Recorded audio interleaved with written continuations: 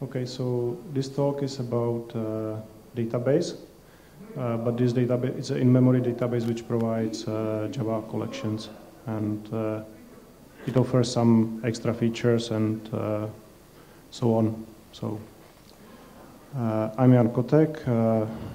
My contact is over there. I'm independent consultant. I work on the open source project MapDB.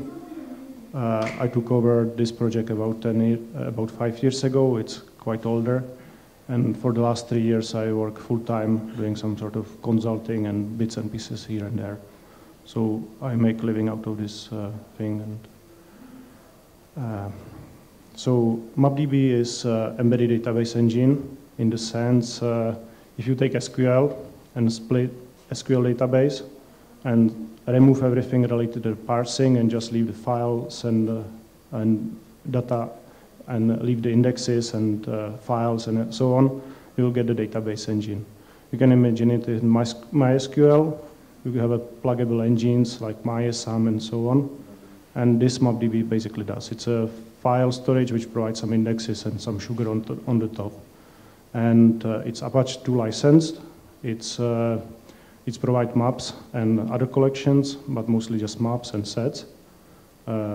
It's very flexible because it's component based. So, for example, you have 2 different indexes, then you have 2 different storage, and then you have a backend which could be in-memory file, memory map files, and so on. So you have many combinations, and it can be sort of mixed to the performance you desire. You can switch between, you can trade between the reliability and speed. In this talk, I will not be talking about database features like acidity and ACID and isolations and so on, and transactions. This is basically just subset which is competing with Java collections, which means in-memory storage and with transaction disabled and so on. There is no rollback commits and so on. So I would like to claim that MapDB is very fast, that it has speed comparable to the Java util collections, such as maps or hash map from JDK. In fact, it's not as fast. It's about 10 times slower, but for many cases, it's fast enough for the features it offers. And nice thing about it is it's 600 kilobytes. It's a single jar file with no dependencies. It's single package and so on. And for the size it offers quite a lot of features. So compared to other databases, it's quite small and it's very embeddable. It's very easy to use it, even on the Android phone. It's targeting JDK 6 or Java 6. So this is Hello World. Basically, you start with some sort of object which is representing the storage, and it's using Builder API, which is sort of simple to use, and then you can instantiate map. You give it name, which is map create. Then you need to. You don't have to, but it's always faster and it's more memory efficient if you tell MapDB which data are using, which data it's going to use, and then some extra parameters, and you can go on. I was claiming that MapDB is fast. This is performance. The red one is Java util hash map. Sorry, the red one over here is the concurrent hash map from JDK 8. The lower in this graph is better. So this is a skip list map, which is basically tree map. And here is MapDB in various modes. This is, obviously it's not as good, but again, it's reasonable. And then if you increase the heap size, MapDB is actually faster because it doesn't degrade with garbage collection. So this is for the random updates. This is, this is for the get. Again, the hash map in JDK it's not beatable, but MapDB is only 10 times slower. So yeah, I will go back here. So there are 2 collections. I provide hash maps, which is basically hash index. The difference between JDK version is that from time to time JDK version needs to do rehashing because the hash table is growing, it's fixed size array, and when you have too many entries, you need to rehash. MapDB is self-expanding because if you have to rehash at 1 billion entries, it's kind of problematic to move 1 billion entries, which could be like 100 gigabytes. So it's self-expanding. It's also concurrent, and it's more memory efficient than Java hash map. And nice thing about it has modification listeners and expiration. So you can actually use it as cache. You can just specify the expiration configuration, and that's it. So expiration can be based on the time to live, which means time since the last access, time since the last read. You can also specify time. You can also specify maximal storage size reserved for the cache, or maximal number of entries. Here is some example. You create a map. You set maximal map size to the 1 million, and you can also expire after 30 hours, or after 10 hours since last get. This is not exact expiration. It's plus minus 100 items. It's in order to keep it reasonably performant, I'm sort of merging entries together. It's basically working on the best guess. So there are no guarantees it will actually expire. It may expire like a few minutes later and a few more entries and so on. But if you are caching a few million items or 100,000 items, it's working very well. Nice thing, it also doesn't have that big overhead, and it's off heap, or you can have it off heap. So it's actually working quite well. Also, it's a concurrent cache because it's split into 16 segments. Each segment has its own expirations queue and so on. It scales surprisingly well on the multiple cores.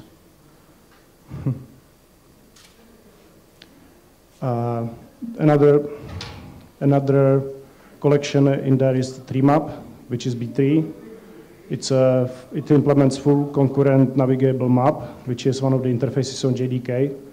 I think it was added in JDK 7. It has like 200 methods.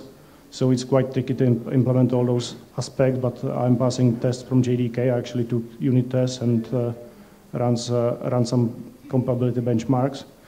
It's only alternative implementation I know so far. The primary implementation is skip list map or concurrent skip list map from JDK, and I'm implementing all the quirks, including the reverse collections and so on. Nice thing about this map is that it's using primitive keys. If you followed my talk yesterday, there is memory optimization where you basically take objects and you can box them, or you can unbox them and use primitive arrays instead of boxed arrays. And in that case, you get like 50% speed up, and also it's much more memory efficient because instead of using like 24 bytes per entry, you are using only 4 bytes per entry. And there's also bonus on the binary search and so on. So it's basically, it can become much more memory efficient. So for example, if you have a longs as key, you can represent it as long. If you have a strings, you can represent it as byte array or character array. And MapDB will do this unwrapping or wrapping automatically transparent depending on the content of the keys. So if you put ASCII string in there, it will be represented as byte array. If you put UTF-8 code, some UTF characters, they will be represented as 2-byte character. In practice, it's a B-Link plus tree or B-Link star tree. I'm not really sure with the practical implementation. It's basically log-free B-tree with where the concurrency is traded on some expanding properties. So it doesn't behave that optimally when you delete loads of stuff, but it's behaving quite well under concurrent load. Basically, the reads do not require any locking, and the writes are locking only one per node, and you can have up to 3 locks at the same time while the nodes are being updated. So it's kind of very smart way how to implement concurrency. I just basically followed the paper and implemented it. And also it has a modification listeners, which are sort of important. I will show a bit later. The tree map, this is memory usage. This is how many entries, key value pairs you can fit in 1 gigabyte. That's our Java collections. As you can see, MapDB is pretty comparable with Java collections, and that's the B3 map in its best setting. It can basically fit like 20 times more data on the same memory as HashMap or other collections. The key is the compression compression optimization, and so on. The nice thing about this is it's actually a completely writable collection, so it's not trade-off in performance or so on. It's just some clever optimization techniques, but you can just take it, modify it, and so on. And basically, some of my work is doing this sort of optimizations for people. And yeah, but this is completely Apache 2 license, and you can use it. It's drop-in replacement for Java collection. So the trick how to do this sort of compression is the way to represent the three keys and values. If you take a leaf, if you are familiar with B-trees, each B-tree has a root, and then it has directory nodes and leaf nodes. And the leaf node usually has an array of keys and array of values. And MapDB is doing some sort of abstraction where this sort of implementation is outsourced to the different class, which is pluggable. So you can do specialization on the fly, and the interpretation is done by a class which is swappable. So if you have a, for example, object of arrays, which is representing the keys, you can swap it for the array of longs to do specialization, but you can also swap it for array of arrays of character arrays, array of character arrays. And this can be even swapped for the single instance of character arrays, which will represent like 32 strings.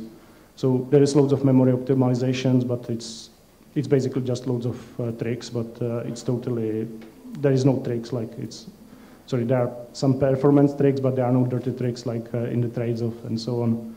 Another thing is delta compression, which means that you can take data, and for example, if you have a single long, rather than using 8 bytes to represent it, you can actually shrink it to single byte. You can take advantage of data being sorted. So for the delta compression, you basically, if you have a 6001, this typo is supposed to be 6001 as well. You only store the first value, and then you just store the difference between consecutive keys. And if you do byte packing on the longs, you can reduce it even further. So basically, if you will represent those in the longs, it will be like 24 bytes, but with some compressions, which are transparent, and basically with zero overhead, you can represent it with 4 bytes. Another thing is common prefix compression, because the strings are sorted, the similar values are nearby each other. You can split string, you can find common prefix, which is new and space in this case, and just store new, which is common prefix, Orleans and York, and then on the fly you can assemble the final string. So there is a number of options in MapDB to do this sort of stuff. It's also very simple to implement new sort of compressions and so on. It's kind of flexible and so on. So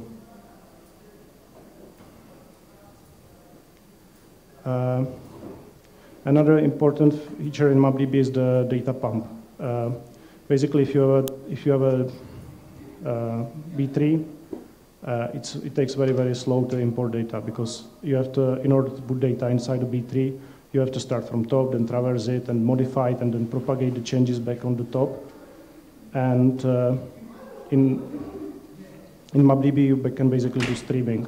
So rather than inserting key by key and doing loads of random operations, you will just do single inserts, and you basically start inserting from the bottom, and you progress from the top. And this means that the insert operations are very, very fast. It's yeah. And the nice thing about this, if you ever try to insert like 1 billion entries in the database, usually run into performance problems because it becomes slower and slower. And from certain point, you will just have like 100 inserts per second and so on. This is not the case with data pump, because it's streaming and it's using append only operation, insert only operation. It's not doing random updates, and the performance doesn't degrade. So the speed usually starts at 1 million insert per second, or my record is 30 million insert per second, and it will stays there.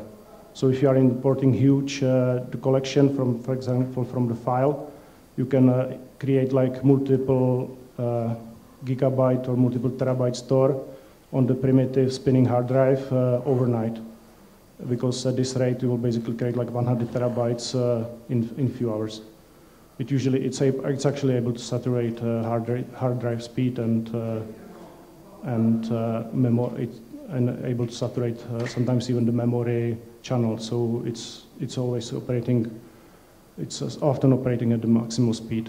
And nice thing about this, it's not using any dirty tricks like unsafe or a native code. It's basically very simple, and poor Java, it's very simple to deploy. Yeah. As I said, the insert speed is constant. It doesn't degrade with the. It's not even log n. It's just constant speed. Another nice thing about MapDB is that it provides collection listeners. So if you have a map, you can actually get listeners, and you get notified when a new entry is inserted, new entry is updated and modified and removed, and so on. MapDB provides some sort of utility to take two collections and bind them together. So you can have a primary collection with some content and a secondary collection which is sort of derived from the primary collection. There are utilities like histogram and so on. I will just show here two. In this case, we have a primary collection which has a long as some sort of ID and string. And the secondary collection takes long as the key. It's the same key as with primary collection, but the integer is size of the string. It doesn't. There is no use case for it. I just wanted to put size of the string in the secondary collection as demonstration. And what you do, it's called secondary value. It's sort of inspired by JPA and so on. And you basically bind those collections together. So it means that you install listener in the primary collection, and this listener will modify the secondary collection accordingly. It will even remove the data and keep it updated, basically.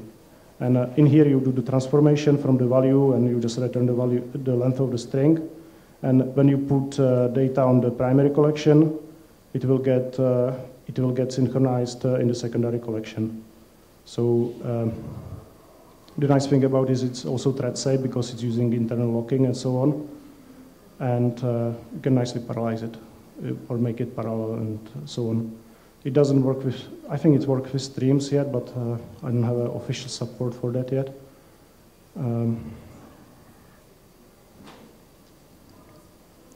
Okay, so another nice feature, I do loads of caching because it's very attractive for some users.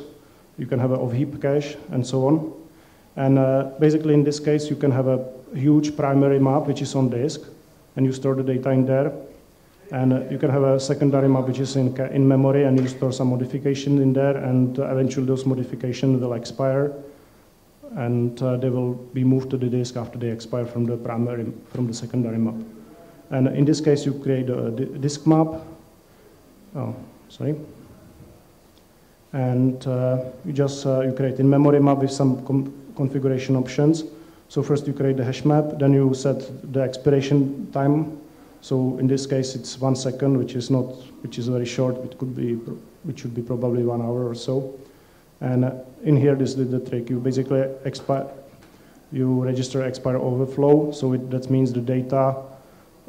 Basically, this will attach listener to the secondary map, to the in-memory map, and it will.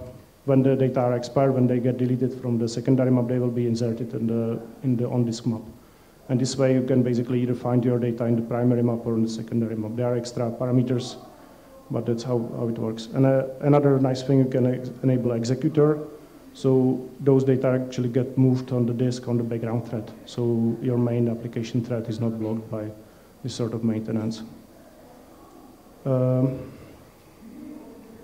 So the current status is that MapDB, there is MapDB 1, which was released about a year ago. It's not as good as I hoped, so I started working on the second version, which is actually at this point is probably better than the official stable version. So I would recommend you to use current MapDB 2 beta 10 or something like that. And MapDB 2 has some nice performance optimization, memory benchmark, and so on. The benchmark you saw now are actually on the MapDB 2. There were some collections before MapDB was originally called JDBM, which is Java Database Manager, and it has quite long history. MapDB started as sort of rewrite. Right now, I don't have issues in memory, so the features you saw are mostly stable, and it's reasonably safe to use them in production. Well, maybe not in production, but if you have a new project, you can basically start using those features now, and it should be ready for production in a few weeks. And right now, what is blocking the release is issues with the disk-based storage. Because as part of the unit test, I ran as for JVM, I ran a KL9, and I try to collect what is left from the storage. And I have a criterion that it must pass the commit. The commit basically must be atomic. And this sort of unit test, it passes on the main store, but there are some secondary stores which are not passing. So I hope to make MapDB 2 release in a few weeks, maybe months, who knows. And then it will be followed by MapDB 2.1, which will have loads of performance optimizations, and it should also offer some sort of Java 8 support, which means streams, parallel iteration, parallel filtering, and so on. Because it's very easy in MapDB, because it's off heap, or it's very easy to have like 100 gigabyte memory store, and traversing this sort of linearly is not very optimal. I have one client, and it takes them 2 days to actually traverse all the objects in one map, because it's so huge and it's on disk. So parallel collections will be very useful in this case. And I hope with MapDB 2.1 that I will start producing some sort of long-term support, because that I will be basically able to guarantee API and storage compatibility for like 2 or 3 years, and sort of make MapDB a bit more heavyweight database. Basically, the idea behind MapDB is that there is not really specialized database engine for Java.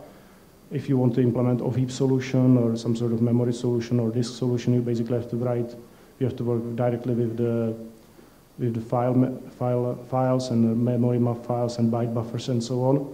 And MapDB basically offers some sort of compliance. So, for example, you can decide to use memory map files abstraction from MapDB, and then you can swap it with the in-memory store very simply.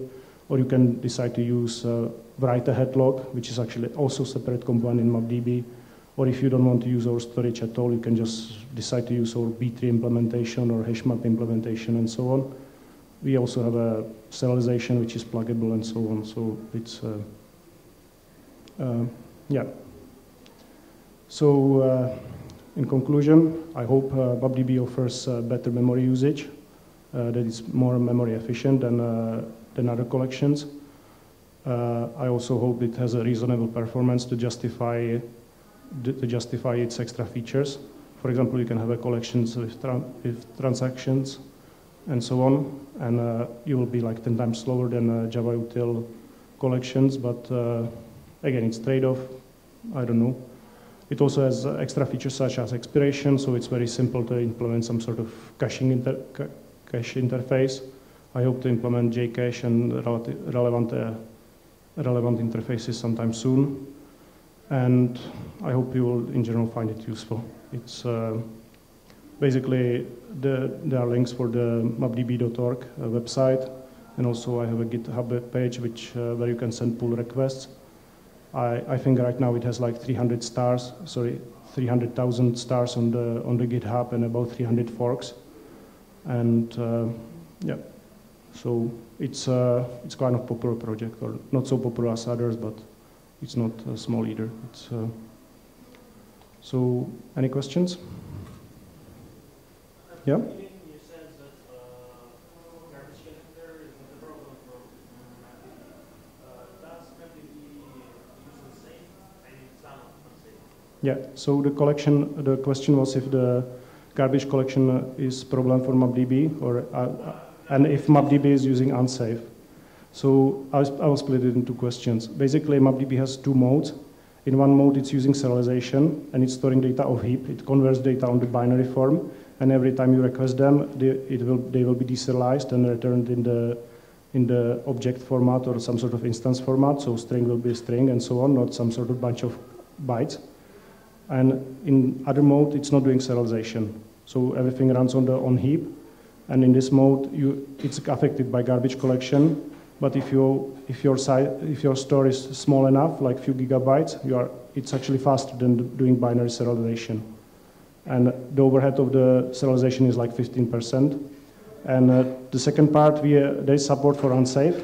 So I have unsafe access to the memory. I have a few tricks to actually do unsafe initialization of the strings. Basically, this stuff is on the Hazelcast as well. And I'm working on stuff like unsafe access to the memory map files and so on, which is a little bit complicated because I want to do it the way that it doesn't crash JVM if something goes wrong. But yeah, we have unsafe support, but MapDB basically runs quite well without unsafe. The unsafe will add like 15–10% performance bonus.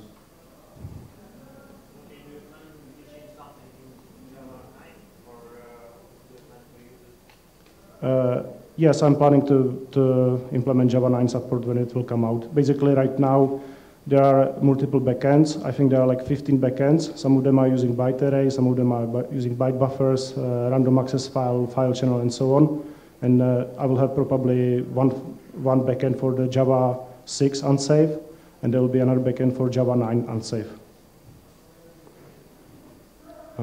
Yeah.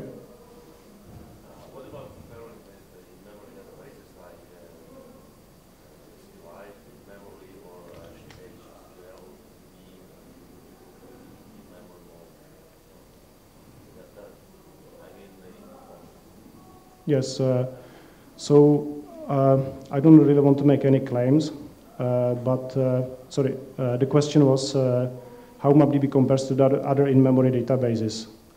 And I don't want to make any claims, but in here I'm basically comparing MapDB speed to the Java util collections, and I'm doing serialization and similar stuff on the top. And for example, LinkedIn recently released a few days ago PalDB. And PalDB is actually using some bits and pieces from JDBM3, which is previous generation of MapDB. So I would like to claim that MapDB is basically faster and it offers more features, but you will have to find out on yours by yourself, basically. But I think we are competing very well. Usually the difference between in-memory databases and MapDB is that MapDB is doing off-heap, and some in-memory databases are usually either doing on-heap, or they are doing off-heap a little more primitive way that they allow fixed size entries, while MapDB is variable length and it has built-in serialization, which is basically sort of transparent.